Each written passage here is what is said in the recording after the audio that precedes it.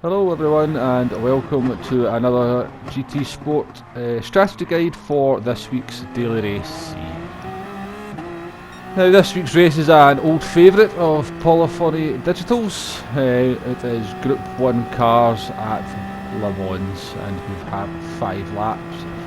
Now I've only been playing the game since March this year, and this is the third time this combination has came up, so I guess I'm starting to understand when people say that the races repeat themselves just a little bit too often. However, it is a World Tour weekend and we do have a new schedule for the FIA races coming up, so on this occasion we shall we'll forgive PD a little bit. So as you can see in the information above, we are on racing hard tyres, set to times 11 for tyre wear, and fuel consumption set to times 5. Now, from last time, if you've been playing the game for a while, you remember this was very much a no-stop strategy and a fuel-saving race, and the car of choice for most people was the Toyota TS050 2016 model, because this is the car that you can pretty much go flat out without any kind of fuel saving. And as you can see, we're coming up here to complete a lap and our fuel is at 81%, so 20% of fuel required per lap to finish without stopping, and the 2016 Toyota can do that no problem.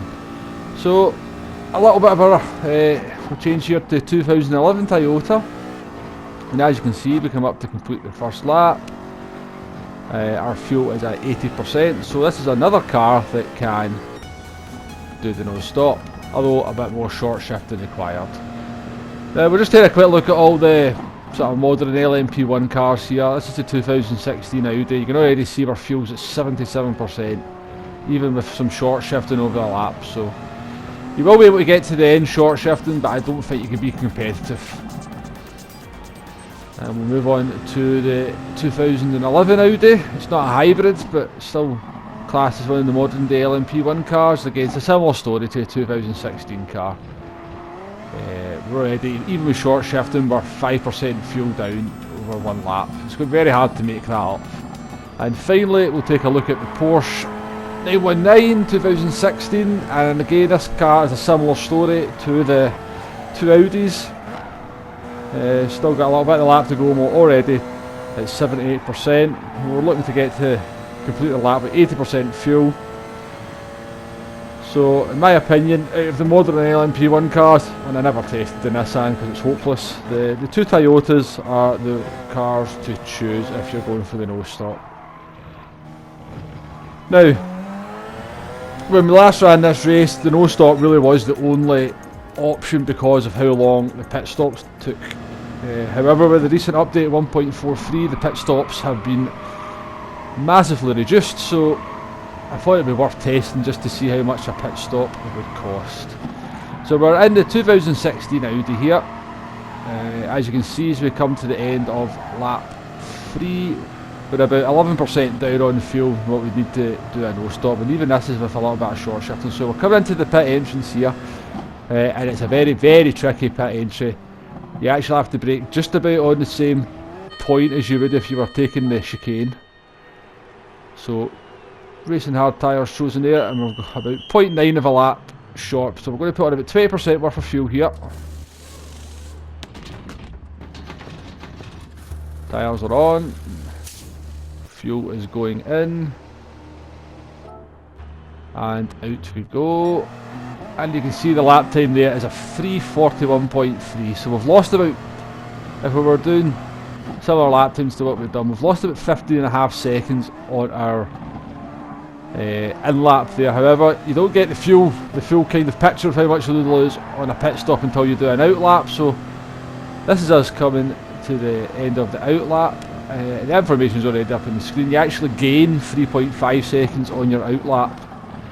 So the overall loss of a pit stop is about 12 seconds. And unfortunately, even with fresh tyres, they've been able to burn through the fuel as fast as you can, or as fast as you want, I'd rather. you're not going to make up that time over 2 laps, and you're also going to have to contend with some traffic. So I'm afraid the only option here is, if you want to be competitive, that is the no-stop strategy. And your 2 best cars for that, and well, the actual best car comfortably, is the 2016 Toyota TS050, which can do the no-stop without too much of a problem. Don't really any kind of short shifting or fuel saving required. The 2011 model, it can also do the no-stop, however a little bit of short shifting required just to get it into the fuel saving window. And as for the 2 Audis and the Porsche, I'm sure you can get them round the 5 laps without stopping, but I think the fuel saving required to do that is going to just mean the cars are not competitive against the Toyotas. However, the Group 1 class has a bit more than just modern day LMP1s. There's quite a lot of Vision Gran Turismo Group 1 cars, and you also have the Group C's. Now, I never really did any testing on the Group C's. I did try and take out the Porsche 962, but it was just so uncompetitive in my hands anyway, and it also never had the fuel saving capabilities that I could see, that I just didn't see as an option. To be competitive, that is, you know, sometimes you want to just do these races and just race the cars that you like. So the pit stop loss is only 12 seconds, so it's not catastrophic. You're not, if you're a very fast driver, you could probably take these cars out and still finish on the podium.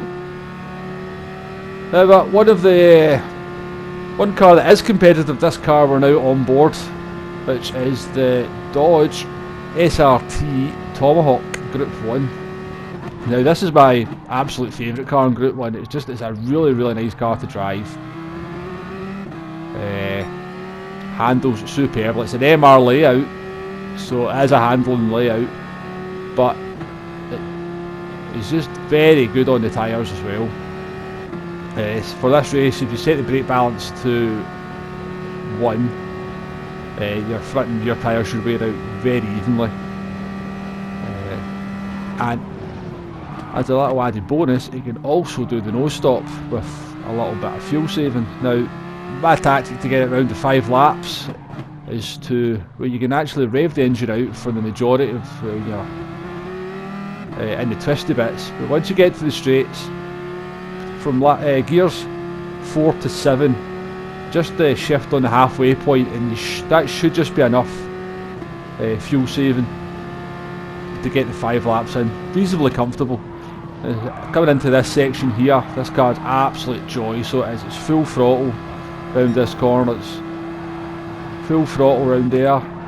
You just drop it from 6th down to 5th and hug this inside. It's just it's a fantastic car to drive around this section of the track. And as you can see, the lap times there are very competitive, even while fuel saving. My best finishing time in the Toyota in this custom race was a 17.8, and I've managed to, as you'll see as the finishing time pops up here, we get the Tomahawk round in a 17.9. So definitely a competitive car for the combination, but the big disadvantage it's got is it's not got that hybrid unit, so you lose at the beginning of the race. You very often lose out coming out of slow corners and get stuck behind the slower cars. However, no stop is the way forward for this one. Thanks very much for watching, and I shall see you on the next one. Goodbye.